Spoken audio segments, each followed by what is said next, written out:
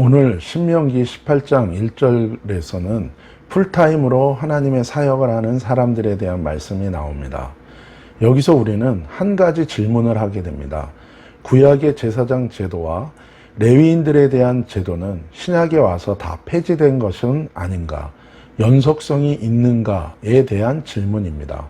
베드로전서 2장 9절을 근거로 만민제사장설이라는 신학적인 견해가 있습니다. 베드로전서 2장 9절 그러나 여러분은 택하심을 받은 민족이요 왕같은 제사장들이요 거룩한 민족이요 하나님의 소유가 된 백성입니다. 그래서 여러분을 어둠에서 불러내어 자기의 놀라운 빛 가운데로 인도하신 분의 업적을 여러분이 선포하는 것입니다. 베드로 사도가 여기에서 강조한 것은 제사장 제도 자체에 대한 이슈가 아닙니다. 예수 그리스도 안에서 그분의 몸된 교회, 즉 모든 성도가 하나님의 놀라운 구원과 거룩을 드러내는 삶을 사는 것에 대해 언급한 것입니다. 그리고 제사장이란 단어를 쓴 것은 제도나 직임의 대체에 대한 포커스가 아니고 화목해 하는 역할을 하는 제사장의 역할과 의미와 같이 하나님을 사랑하고 이웃을 사랑하며 용서하는 삶을 사는 것이 하나님의 자녀와 백성된 그리스도인들의 삶의 핵심임을 강조하고 있는 것입니다. 사실 제사 제도 자체가 예수 그리스도의 십자가 희생으로 완성되었기에 의식으로서의 제사는 더 이상 의미가 없습니다. 하지만 회개하고 용서하며 하나님과 이웃과 화목해 되고 화해하는 영적 기능은 여전히 그리스도인의 삶의 핵심이 되어야 하는 것입니다. 그리고 신약 시대에 와서 여전히 예수님의 제자들이 사도로서의 역할을 감당하고 에베소서 4장 11절 12절에 나오는 성도를 온전케 하며 봉사의 일을 하고 그리스도의 몸을 세우기 위한 기능과 직임의 역할이 신약교회 내에서도 계속되고 있는 것을 성경은 보여주고 있습니다. 이런 배경 속에서 오늘 말씀을 함께 나누기를 원합니다. 먼저 1절에 레위 사람이라고 특정하여 부르고 계십니다. 이것은 특권으로서의 의미가 아니고 하나님의 콜링, 부르심에 대한 의미를 얘기하고 있습니다. 이 하나님의 부르심은 그러면 어떻게 확인될 수 있습니까? 예수님 말씀처럼 열매를 보아 알게 되는 것입니다. 이 열매에는 여러 가지 것들이 있을 수 있지만 오늘 구절을 통해서 보면 1절과 2절에 자신의 기업이 없고 여호와께서 그들의 기업되심으로 사는가를 보고 우리가 알 수 있다고 얘기하십니다. 한마디로 자신을 위해 사는 자가 아니라 하나님의 영광과 한 영혼의 구원을 위해 헌신하는 삶을 얘기합니다. 다른 말로 하면 자신의 영광을 구하지 않고 영혼의 구원에 그 안위에 관심을 두는 것입니다. 만약에 자신의 영광을 구하고 영혼의 구원과 안위에 관심이 없다면 그는 자신을 위한 싹군일 뿐입니다. 3절에서 5절입니다. 3절 제사장이 백성에게서 받을 몫에 대해서 말씀하십니다. 3절과 4절에 그 여러 항목들에 대해서 말씀하십니다. 한마디로 이스라엘 다른 백성들이 자신의 것을 나누어서 제사장들과 레위인들의 생활을 돌보고 그들의 삶이 이루어지도록 공급하라고 명령하는 것입니다. 5절 왜 그래야 하는가? 하나님께서 그들을 정해서 부르셔서 모든 이스라엘 공동체 백성들을 위해서 여호와의 이름으로 그 이름을 위해 그들은 나서서 섬기는 자들이기 때문이라고 말씀하십니다. 여기서 우리는 한 가지 교회가 공유해야 될 중요한 가치와 의미를 발견합니다.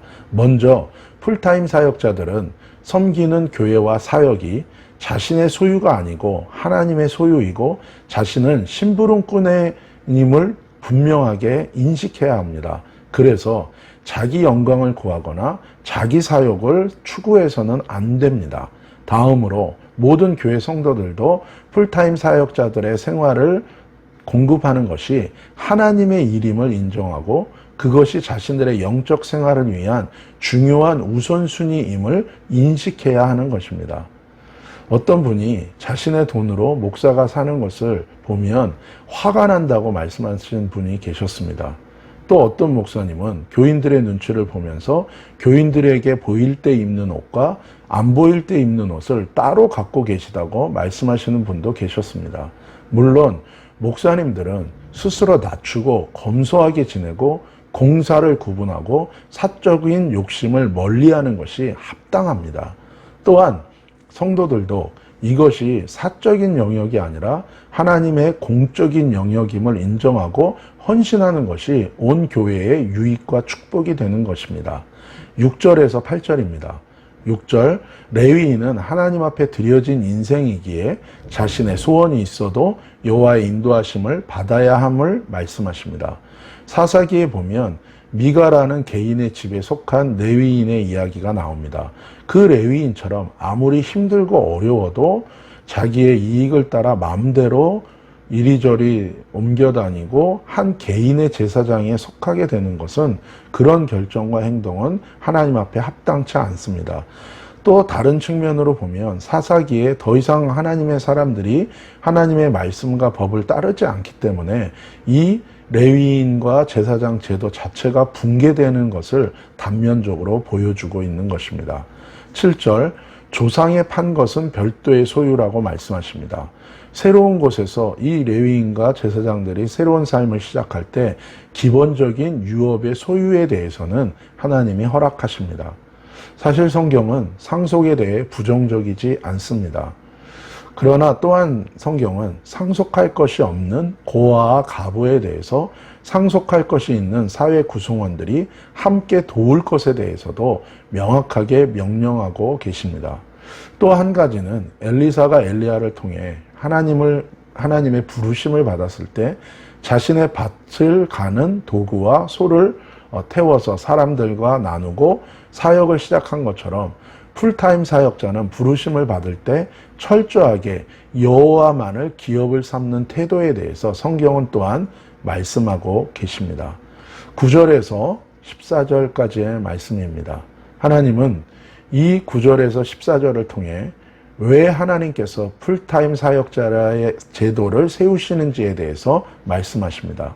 그것은 스스로 자기 탐욕에 속아 여호와 하나님을 떠나 다른 것들을 하나님으로 삼고 우상 숭배하고 하나님 앞에 가증한 삶을 살지 않도록 하기 위해서 이 풀타임 제사장 그리고 사역자 제도를 세우신다고 말씀하십니다. 여기서 가증하다는 히브리 단어는 타부라는 단어입니다.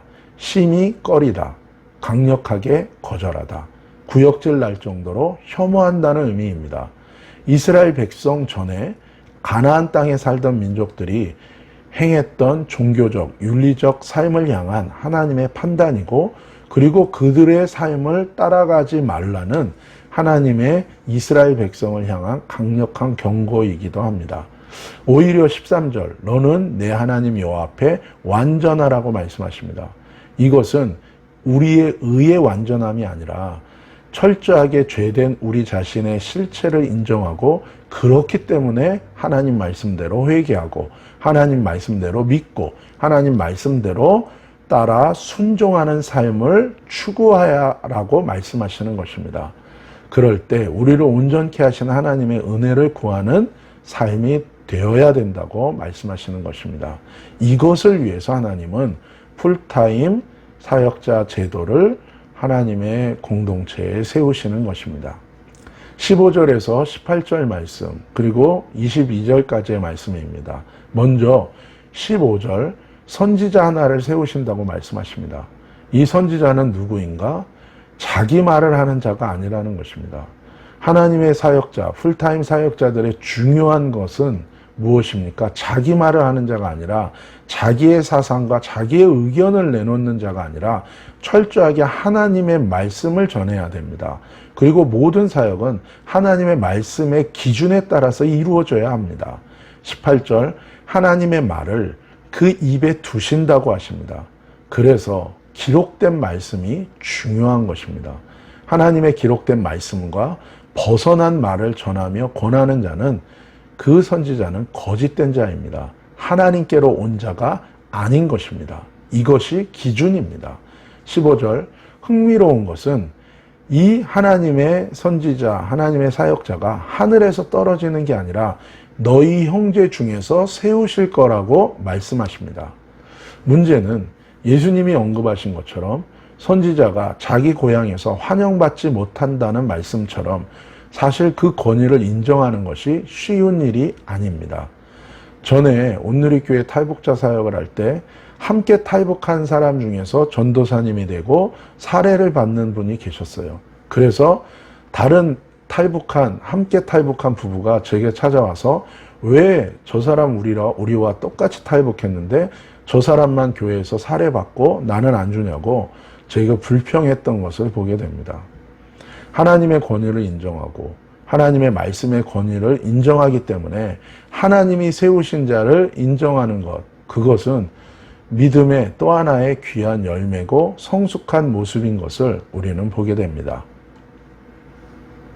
그리고 세우심을 받은 자가 명심할 것에 대해서 얘기하십니다. 그것이 19절에서 22절 말씀입니다. 오직 하나님의 말씀대로만 전하고 하나님의 말씀대로만 사역해야 된다는 것입니다. 그렇지 않으면 그는 죽은 자이고 거짓된 자라고 성경은 얘기하고 계신 것입니다. 22절, 세상에 이런 말이 있습니다. 모든 권력은 총구에서 나오고 모든 힘은 펜대와 국민에게서 나온단 말이 있습니다. 그런데 하나님께서 오늘 22절에서 말씀하시는 것은 교회가 세우고 따라야 할 모든 권위는 오직 하나님의 말씀에서 나오는 것이고 모든 리더와 성도들은 이 하나님의 말씀에 따라 순종해야 된다고 말씀하고 계십니다. 사실 여기에 우리의 은혜가 있고 우리에게 주어지는 축복이 있는 것입니다. 바라기는 저와 여러분이 이 하나님의 말씀을 따라 권위에 복종하고 또 이 권위가 그 말씀에 따라 세워지고 우리의 인생이 이 말씀에 순종함으로 하나님 주시는 은혜와 축복이 넘치는 삶이 되시기를 예수님의 이름으로 축복합니다. 함께 기도하시겠습니다. 거룩하신 아버지 하나님 감사합니다. 하나님, 주님의 몸된 교회가 거룩한 머리 되신 그리스도를 따라 거룩한 몸이 되기를 원합니다.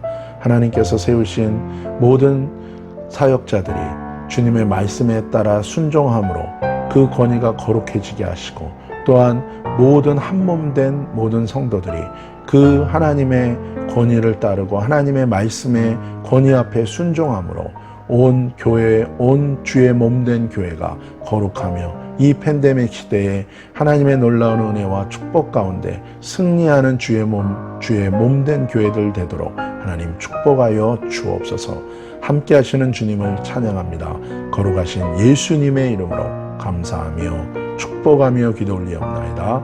아멘.